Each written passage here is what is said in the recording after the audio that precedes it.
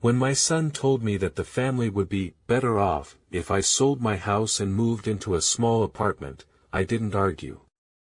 I just smiled and said, "Understood." But the look on his face when he later discovered what I'd really done, that look was worth every year of sacrifice. Before we dive deeper, don't forget to subscribe and drop a comment letting us know where you're tuning in from. My name is Thomas Reed, 74 years old, widower for almost a decade, and grandfather to one girl who still remembers the man I used to be. My life has been long, full of labor and sacrifice, but it was built on one simple promise I made to my wife, Margaret, before she died: I'll take care of them. No matter what. And I did. For years, I carried my family's weight without complaint. I worked double shifts at the mill in my 30s, then took contracting jobs in my 40s and 50s when my back already ached from decades of labor. I paid off the mortgage on this house penny by penny, hammering nails with hands that bled in the winter cold. It wasn't just a house, it was a monument to every sacrifice, every sleepless night, every scar that kept food on their table. But things changed after Margaret passed. My son, Andrew, grew colder with every year that went by. At first, it was little things: cancelled Sunday dinners, forgotten birthdays, phone calls that came less and less often. Then came the subtle remarks, always wrapped in concern. "Dad, you shouldn't be living alone in that big house. Dad, maybe it's time to downsize. Dad, you're not getting any younger, you know." Behind every suggestion was a calculation. I could hear it in his tone, see it in the way his wife, Jessica, looked around my home during visits, her eyes lingering on the furniture, the art, the little pieces of a life well lived. And the saddest part? Andrew wasn't always like this. I remember him as a boy who used to follow me around the workshop, eager to hold the hammer even though it was too heavy for his small hands. I remember the pride in his voice when he first called me the strongest man in the world.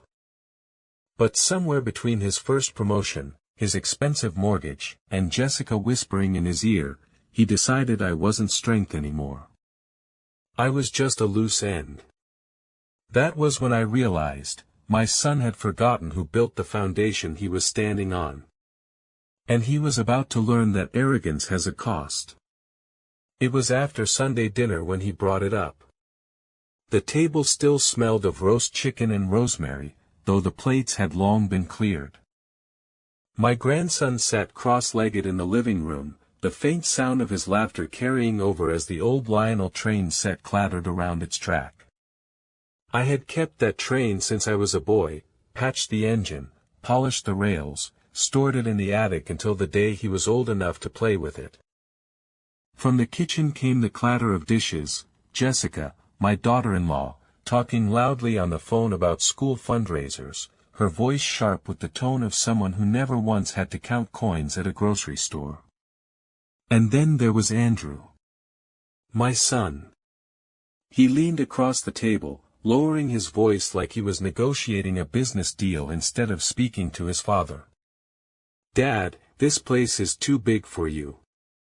It's not practical. You should sell it now, while the market's hot. We could help manage the money for you. It'll be easier for everyone. Easier for everyone." The words settled over me like cold water, and I heard them more clearly than anything else he'd ever said. Easier for everyone. Not easier for me. Not safer. Not better. Easier for them. For him. For Jessica. For their plans, their debts, their never-ending appetite for more. I stared at him, my own son, and in that moment I saw the boy I used to know flicker and vanish. This wasn't the Andrew who once ran barefoot through the backyard, grass stains on his knees, calling me Dad with a voice full of trust. This was a man who looked at his father and saw an obstacle. I let my eyes wander around the dining room while he waited for my response. The ceiling beams overhead, I had lifted each one into place with a neighbor's help when the house was nothing but a skeleton of wood and nails. The brick fireplace in the corner, I had stacked it stone by stone, leaving a single imperfect brick near the bottom as a kind of signature, a reminder that a man's work should bear his mark.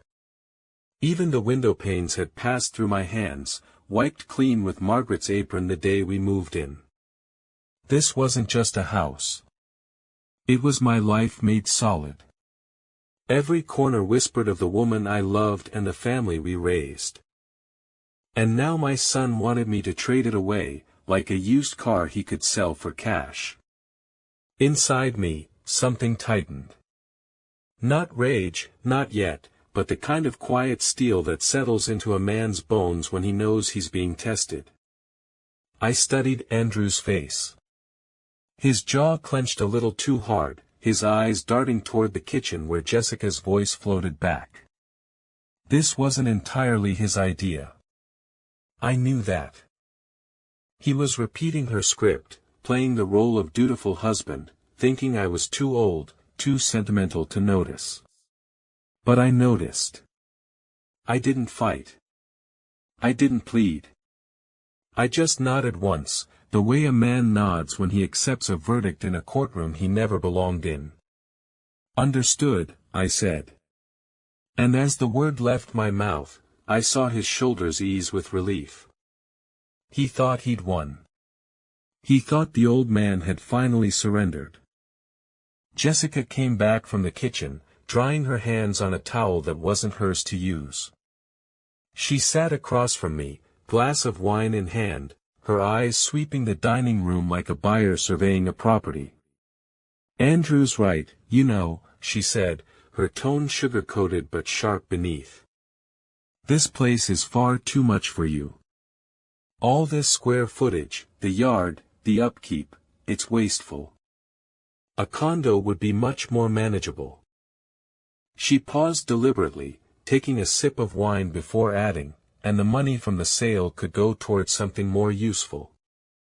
College funds. Investments. A bigger house for us. Everyone wins. Everyone wins. The same poison, just poured from a different cup. I kept my gaze steady, but inside, my pulse slowed into something heavy and deliberate. I noticed the way she ran her finger along the edge of the dining table, oak I had sanded smooth myself 40 years ago, as if testing its worth. I noticed how Andrew didn't flinch, didn't defend me, didn't even try to soften her words. Instead, he leaned back, folded his arms, and said, "She's right, Dad. You don't really need all this space. You've got the memories. That's what matters. Memories. That's what they were leaving me with, ghosts and photographs. They wanted the bricks, the beams, the equity. And I was supposed to quietly fade into a box somewhere, grateful for my memories while they cashed in the life I built." My grandson's laugh drifted in from the living room. The train clattered in circles, the same train I had repaired with trembling hands just so he could know the joy I once had. That boy didn't see me as a burden. He saw me as Grandpa. The thought steadied me. Jessica reached for her glass again and muttered, almost carelessly, "Besides, you wouldn't want to leave us with a mess to sort out after." She didn't finish the sentence, but I didn't need her to. After I die, that's what she meant.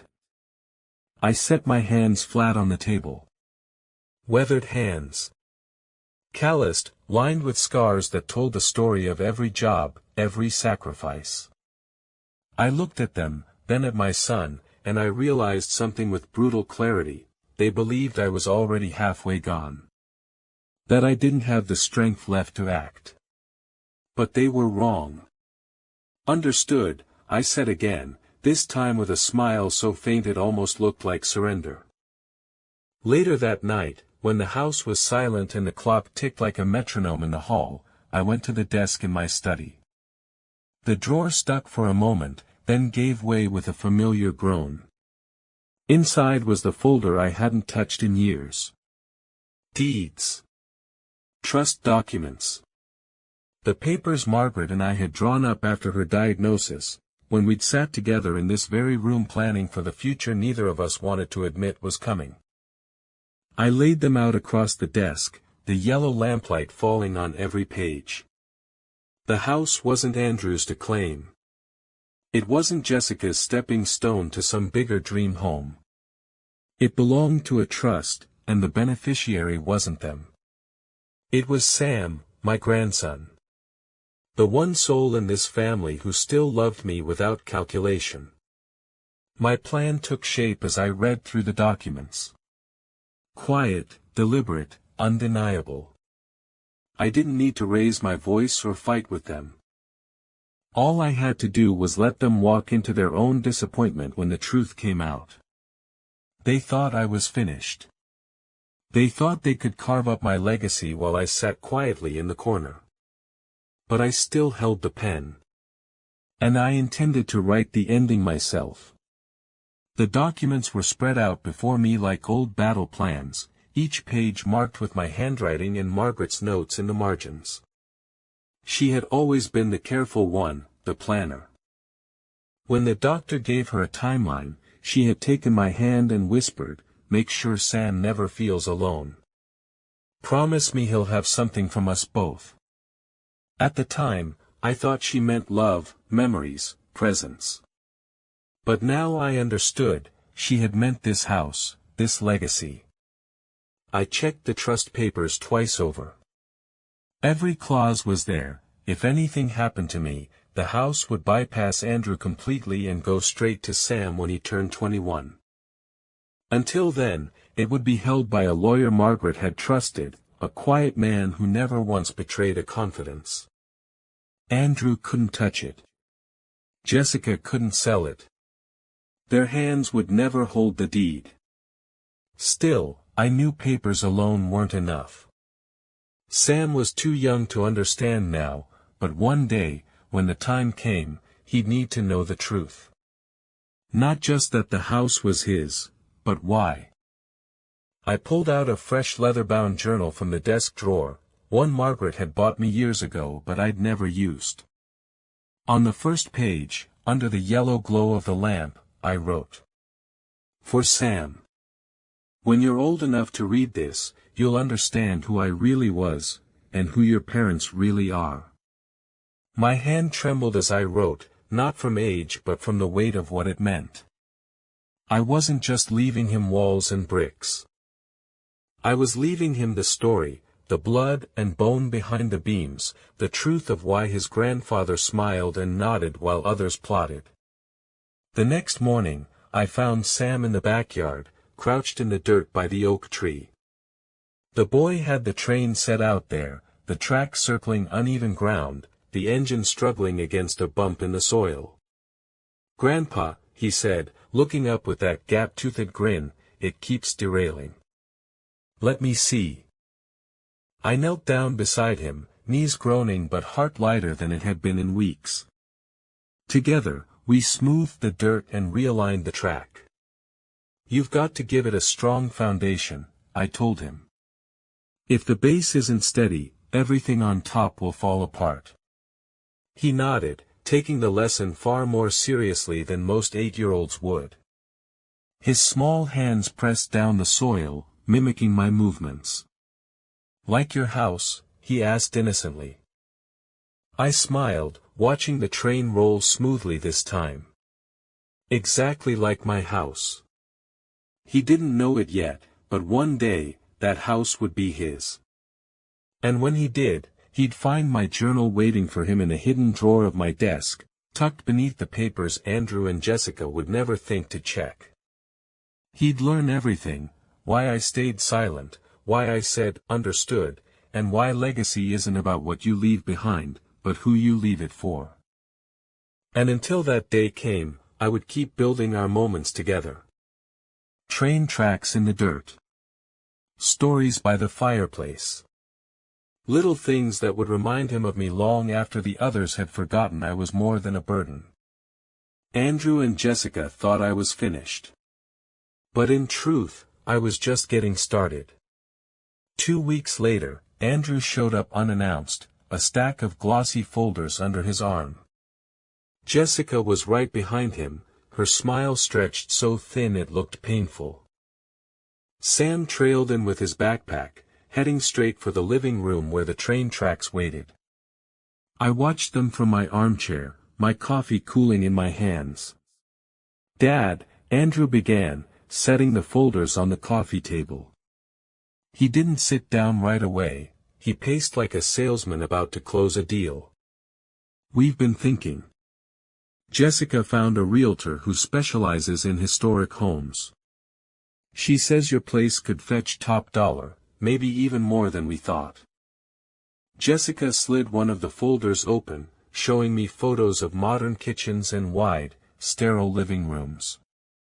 "These are properties we could look at for you," she said sweetly. "Smaller, easier to maintain. Perfect for someone your age." I let my eyes flick over the glossy pages. White walls. Cold tile.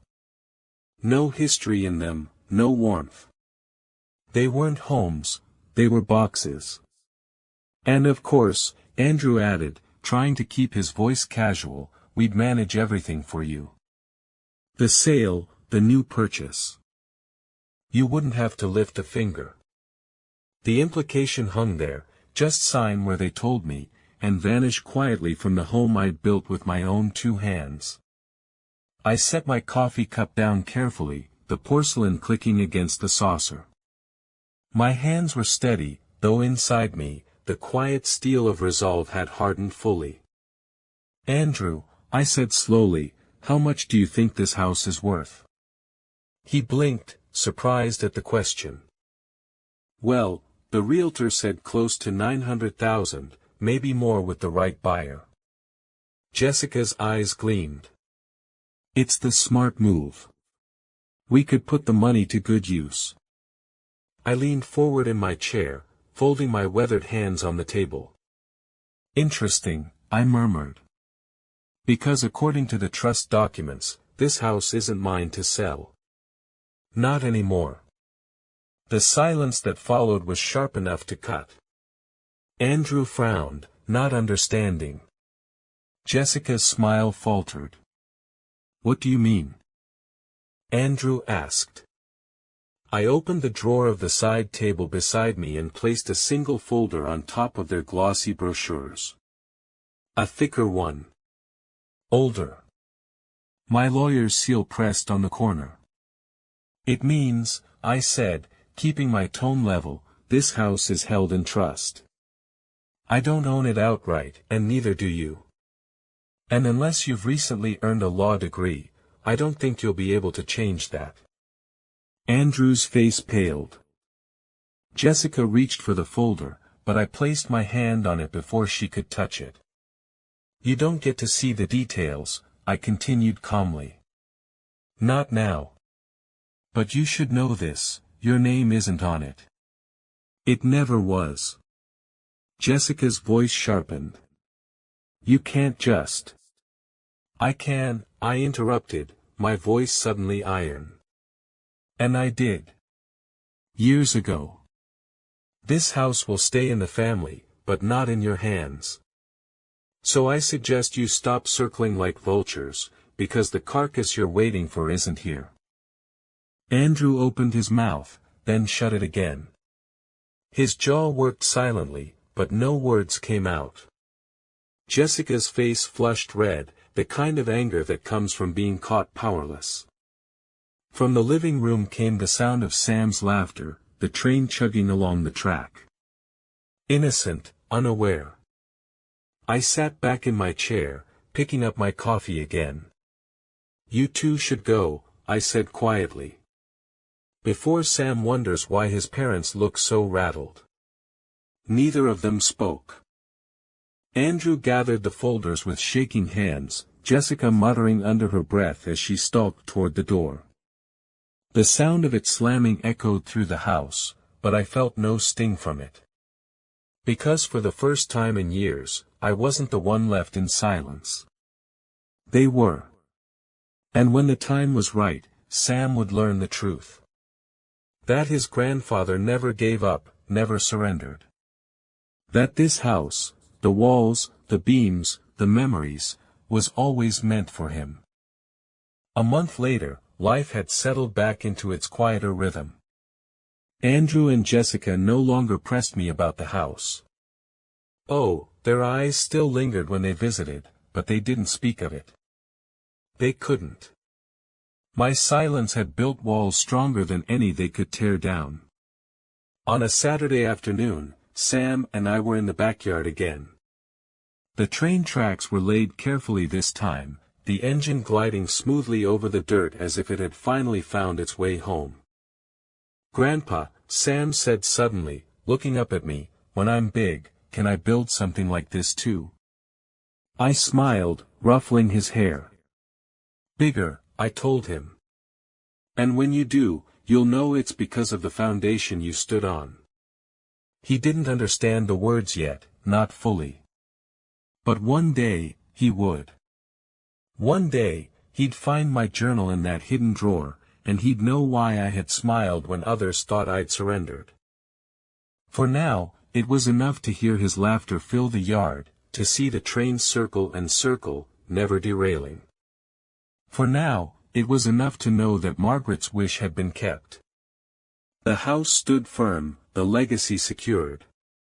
And as the sun dipped low over the old oak tree, I felt something I hadn't in years, peace. Because I knew that when my time came, Sam wouldn't inherit just a house. He'd inherit a story. And a true legacy.